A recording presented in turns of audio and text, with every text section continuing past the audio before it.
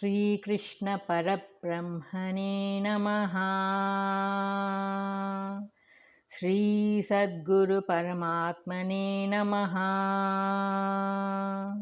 Sarva Maharshibhyo Namaha. 11th Shloka. Balam Balavatam Kamaraga Vivarjitam Dharma Viruddho Bhuteshu Kamosmi Bharatarshabha. Substance. And I am the strength of the strong divide of desire and passion, and in all beings I am desire, not contrary to dharma. Commentary. Strength is the glory of man, but it should be free from desire and passion. Strength should not be abused to satisfy sensual desires and greedy acquisition of worldly possessions. It should be expressed in doing good and benevolent acts, in worship of the divine and the pursuit of spiritual illumination.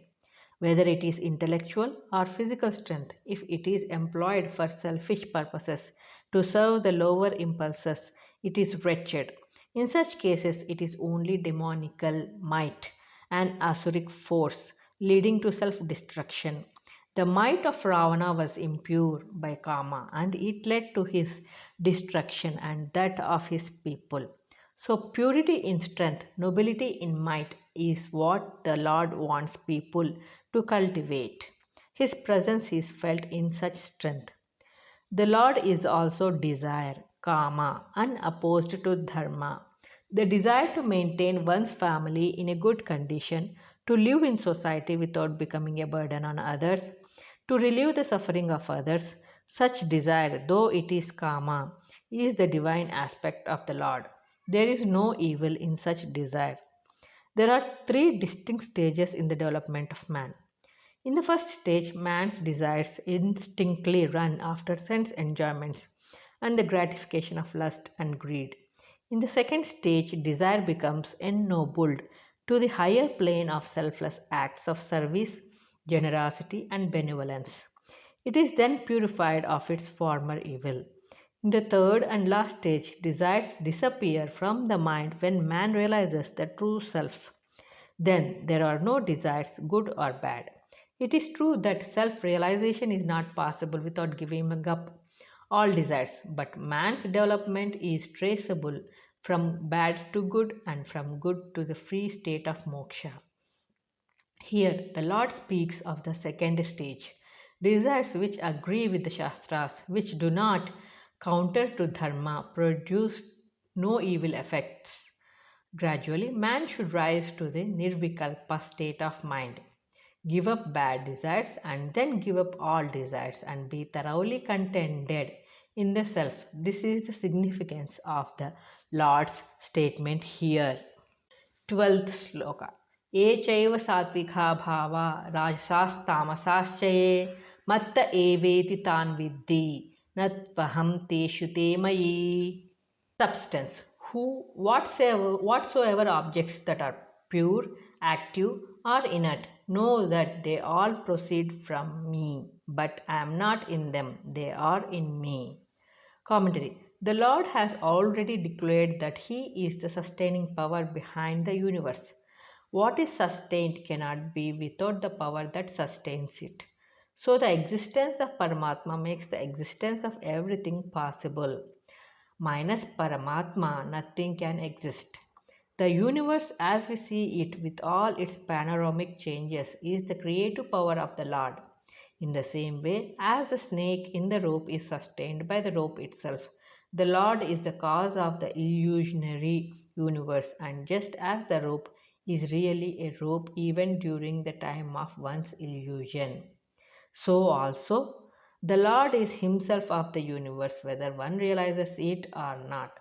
Just as the snake depends upon the rope and the rope does not depend upon the snake, so also all beings are dependent upon the Lord, but the Lord is not dependent on them. The wave depends on the ocean, but the ocean does not depend on the wave. When the Lord says that all qualities, sattva, rajas, and tamas, are caused by him, it is certainly not to encourage tamasic or rajasic temperaments.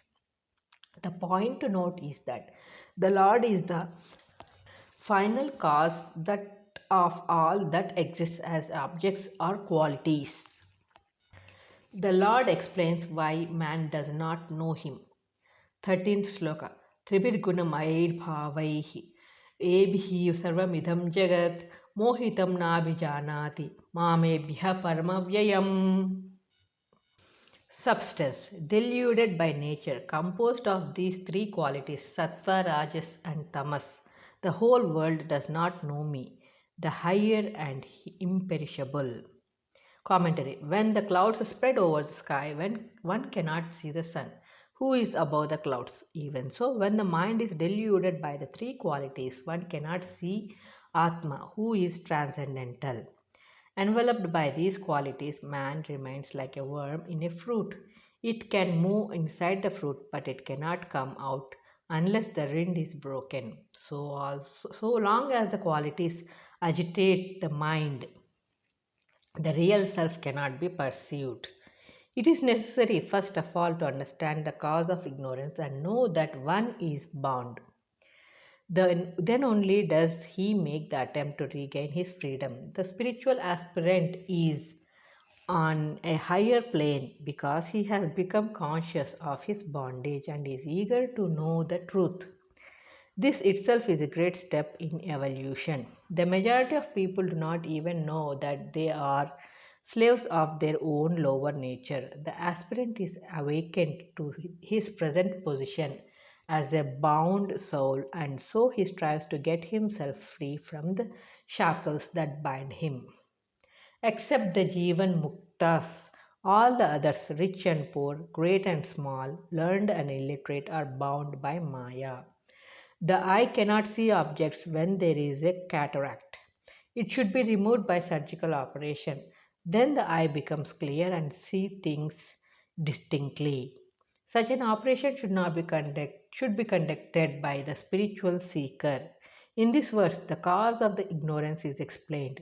In the next, the way to freedom is pointed out. The power of Maya and way to cross over are stated. 14th Shloka. Daivi Hesha Gunamayi Mama Maya Dhuratyaya Mameva ye prapadyante Maya metam tarantite. Substance. This divine illusion of mind caused by the qualities is difficult to cross over. Those who take refuge in me alone cross over the illusion. Commentary. This verse is of great importance to all seekers. What is this Maya? What is the way to go beyond it? These two are fundamental questions. The entire universe is under the power of Maya, cosmic illusion. Its true nature should be understood first. Then the seeker has to follow the way suggested by the Lord to go beyond it. Four attributes are mentioned to describe the nature of Maya. First one, Daivi. This cosmic illusion, Maya is divine, possessing transcendental power. Maya is of unscrutable, infinite power. Man and the Devas also are deluded by its power and plunged in the flood of samsara, the cycle of birth and death.